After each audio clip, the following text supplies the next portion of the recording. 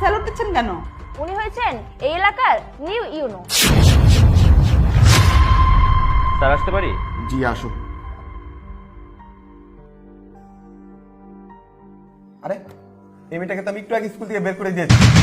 আর আপনি কে? আর আপনি এই যে লুঙ্গি পরে ভিতরে আসছেন, দেখুন আমাদের স্কুলে কিন্তু কোনো লুঙ্গি অ্যালাউ না। আর আমাদের প্রিন্সিপাল ম্যাম এখনই চলে আসবে, আপনি এখনই বের হন। স্যার, আমি একজন সাধারণ মানুষ। আমি রাস্তা দিয়ে যাচ্ছিলাম, হঠাৎ দেখি স্কুল গেটে বসে এই মেয়েটি কান্না করছে। আমি জিজ্ঞেস করলাম, তুমি কান্না করছো কেন? ও বলল, ওকে নাকি আপনার স্কুলে ভর্তি নেননি, স্কুল থেকে বের করে দিয়েছেন। এর কারণ হচ্ছে সে গরিব। আপনারা কি কোনো গরিব স্টুডেন্ট স্কুলে ভর্তি নেন না? দেখুন একটু বোঝার চেষ্টা করুন, আমাদের এই স্কুলে হাই সোসাইটির ছেলেমেয়েরা পড়াশোনা করে।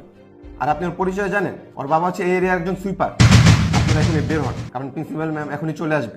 প্রিন্সিপাল ম্যাডাম দেখলে রাগ করবে, আপনারা এখনই বের হন। কি ব্যাপার, উনারা কে এভাবে লুঙ্গি পরে কলেজে ঢুকেছে? আপনি কি এগুলো দেখেন না? আপনার চোখ কি অন্ধ? ম্যাডাম, এই মেয়েটা হচ্ছে একজন সুইপারের মেয়ে। একটু আগে ওর গার্জেন নিয়ে এসেছিল আমাদের স্কুলে ভর্তি করার জন্য, কিন্তু আমি ওদেরকে বের করে দিয়েছি। কিন্তু এখন এই মেয়েটা আবার এই লোকটাকে নিয়ে এসেছে, আমার কোনো কথাই শুনছে না। ম্যাডাম, আপনি একটা কাজ করেন, আপনি এখন একটা পুলিশকে কল করেন। এই, আপনি কে এই স্কুলে ঝামেলা করতে আসছেন? আর আপনি কি জানেন এই স্কুলে কারা লেখাপড়া করে? এমপি মন্ত্রীর ছেলেমেয়েরা লেখাপড়া করে। আর আপনি কিনা এসেছেন সামান্য একটা মেয়েকে নিয়ে? শুনুন, এই মুহূর্তে যদি এই অফিস থেকে বের না হন, তাহলে কিন্তু আমি পুলিশ ডাকতে বাধ্য হব। ডাকুন আপনার পুলিশকে, আমি ওকে এই স্কুলে ভর্তি করিয়েই যাব।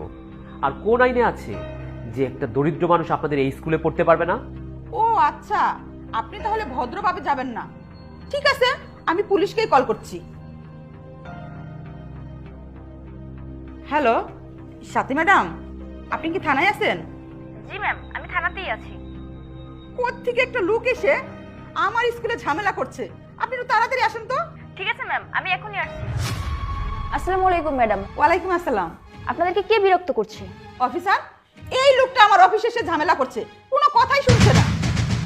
স্যার, স্যার আপনি এখানে? কি ব্যাপার, আপনি ওনাকে দেখে স্যালুট দিচ্ছেন কেন?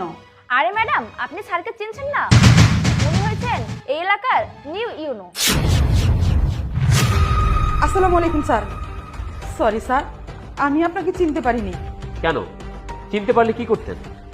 এমন ব্যবহার করতেন না, ভালো ব্যবহার করতেন, তাই তো? শিক্ষাই জাতির মেরুদণ্ড। আর আপনি একজন প্রিন্সিপাল হয়ে যদি স্কুলে শিক্ষার্থীদের সাথে জাতের ভেদাভেদ করেন, তাহলে স্কুলটা চলবে কি করে? মানুষ শিখবে কি করে? আর আপনি যদি ছাত্রছাত্রীদের মধ্যে ভেদাভেদ সৃষ্টি করেন, শিক্ষারই বা উন্নতি হবে কি করে?